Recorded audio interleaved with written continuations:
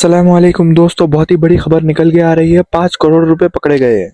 मुंबई से ये वीडियो निकल के सामने आया है। बीजेपी के एक सीनियर लीडर है विनोद तावड़े। इन पर इल्जाम लगा है कि 5 करोड़ जो हार्ड कैश होता है उसके साथ ये पकड़े गए और डीलिंग के लिए प्लान कर लेते थे। कल मुंबई में इलेक्शन है, उसके वास्ते फिर दिन बचा है महाराष्ट्र इलेक्शन को। अब देखना होगा इलेक्शन कमीशन इस पे क्या करता है।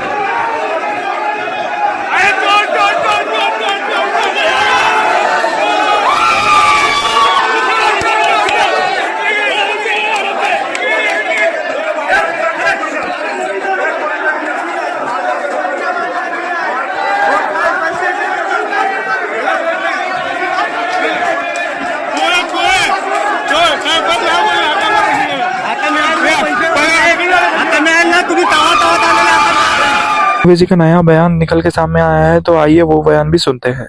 लेकिन आप बताओ, क्या ये बात सही है? क्या ये बात सही है? पुलिस की कस्टडी में है और उसके बाद में एनकाउंटर होता है, क्या सही है? हाथों में हथकड़ी है, गोलियां मार दी जा रही हैं, तड़ तड़ तड़ तड़ खत्म। क्या ये हमारा मुल्क का लॉ एंड ऑर्डर है? आप बताइए, क्या मैं गलत कह रहा हूं? नहीं मालूम कि कल को शायद मुझको भी पकड़ ले, हथकड़ियां डाल दे। मैं तो बीमार रहता ही हूं, मुझे भी दवाखाने को ले जाएंगे, शायद कोई आएगा और तर तर तर तर गोली मार देगा, हम मर जाएंगे। अरे मैं पूछना चाहता हूं, क्या हिंदुस्तानी की जान जान नहीं है? बुलडोजर हो या पुलिस का एनकाउंटर हो, अरे अगर मैंने गुनाह किया, किसी और ने गुनाह किया, तो आप उसको अरेस्ट करो, आप उसको पकड़ो, आप उसको जेल में डालो, आप कानूनी कार्रवाई करो, पूरे सबूत इकट्ठा करो, गुनहगार के सबूतों को पेश करो, मुकदमा अदालत में जाएगा और अदालत की उस जज के कुर्सी पर बैठे हमारे जज साहब फैसला करेंगे कि ये कसूरवार है या बेकसूर है। लेकिन ऐसा मामला हो गया है, ना कोर्ट है, ना जज साहब है, ना फैसला है, बस पुलिस ही सब कुछ कर रही है, हुकूमत ही सब कुछ कर रही है। बुलडोजर चला गया। क्या हुआ? 3 दिन पहले सुप्रीम कोर्ट ने क्या कहा? सुप्रीम कोर्ट ने कहा कि बुलडोजर के जरिए किसी के घर को नहीं गिरा सकते।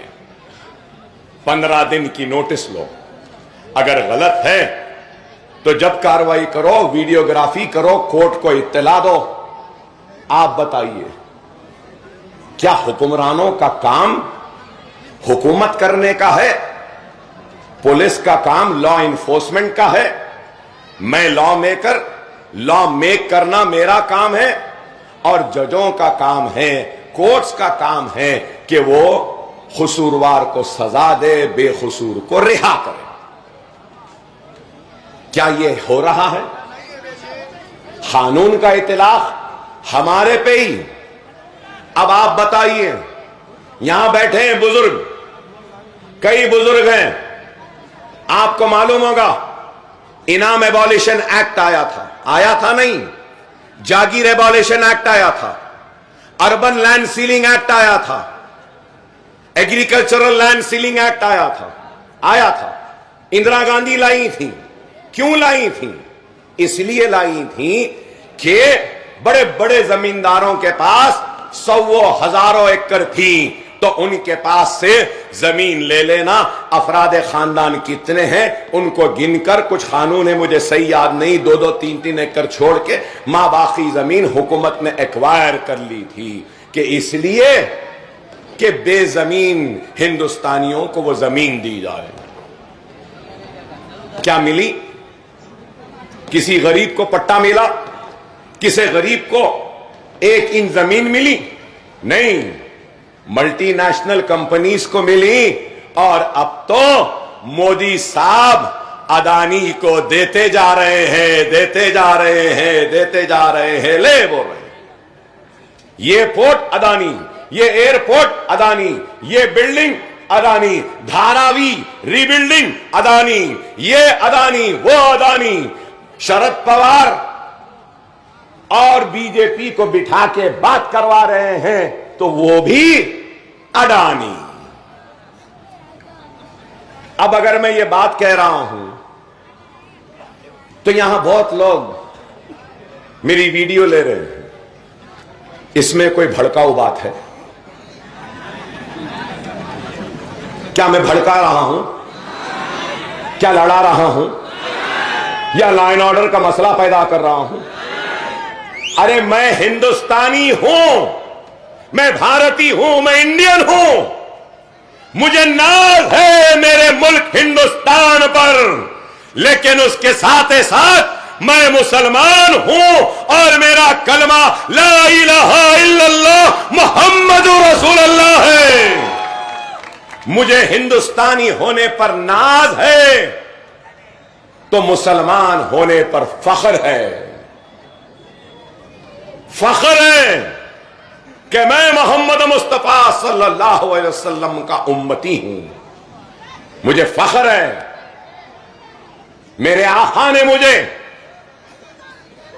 नफरत करना नहीं सिखाया। मोहम्मद रसूलुल्लाह सल्लल्लाहु अलैहि वसल्लम की अगर कोई तालीम है तो वो मोहब्बत है, दिलों को जीतने की। रोजाना एक औरत कचरा फेंकती थी, एक दिन नहीं फेंकी